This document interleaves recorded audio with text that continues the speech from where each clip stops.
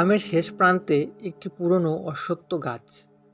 সবাই বলে গাছটার তলায় রাতে কেউ গেলে আর ফেরে না। গ্রামের বাচ্চারা দূর থেকে পাথর ছুঁড়ে মজা করে, কিন্তু বড়রা সবাই গাছটার কাছ দিয়ে যাওয়া এড়িয়ে চলে। রুবেল কলেজ পড়ুয়া ছেলে, কুসংস্কারে বিশ্বাস করে না। মৃত্যু রুবেলের বন্ধু, একটু ভীরু স্বভাবের। দাদু গ্রামের বৃদ্ধ, তিনি অনেক কিছু জানেন। পেতনি অশ্বত্থতলার অদ্ভুত আত্মা। এক বিকেলে রুবেল আর মিতু গ্রামের মেলা থেকে ফিরছিল। তখন সূর্য প্রায় ডুবে গেছে।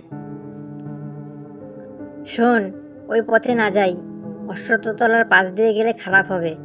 সবাই তো বলে ওখানে পেতনি আছে। আরে ধুর, এসব ভূতের গল্প শুনে ভয় পাস? আজ প্রমাণ করব, কিছুই নেই ওখানে। দুজনে গাছটার কাছে যেতেই হাওয়া যেন হঠাৎ থেমে গেল। চারপাশে অদ্ভুত নীরবতা নেমে এলো। মিতু থমকে দাঁড়ালো। দেখ না, পাখিও ডাকছে না, মনে হচ্ছে কেউ যেন তাকিয়ে আছে। রুবেল গাছের গোড়ায় হাত রাখতেই ঠান্ডা শিহরণ বয়ে গেল তার শরীরে। হঠাৎ মৃদু একটা নারী কণ্ঠ শোনা গেল। কে কে কে এলে আমার গাছ তলায়? মিতু ভয়ে কেঁপে উঠল। কে কে কথা বলছে? চারপাশে কেউ নেই, শুধু গাছের ছায়াটা যেন ধীরে ধীরে বড় হয়ে উঠছে। রুবেল সাহস জোগাড় করে বলল, আমি রুবেল, ভূতে বিশ্বাস করি না। যদি কিছু থাকো সামনে আসো। একদম অন্ধকার থেকে একটা অবয়ব বেরিয়ে এলো। এলোমেলো লম্বা চুল, সাদা শাড়ি, ফ্যাকাশে মুখ আর জলজলে লাল চোখ। তার পা মাটিতে ছুঁয়েও নেই। তোমরা কেন এলে? আমি একা থাকতে চাই। বহু বছর ধরে এই গাছের সঙ্গে বাধা আছি। মিতু কেঁদে ফেলল। আমরা কিছু করিনি, শুধু বাড়ি ফিরছিলাম। দয়া করে আমাদের ছেড়ে দাও। রুবেল কাঁপলেও সাহস করে জিজ্ঞেস করল,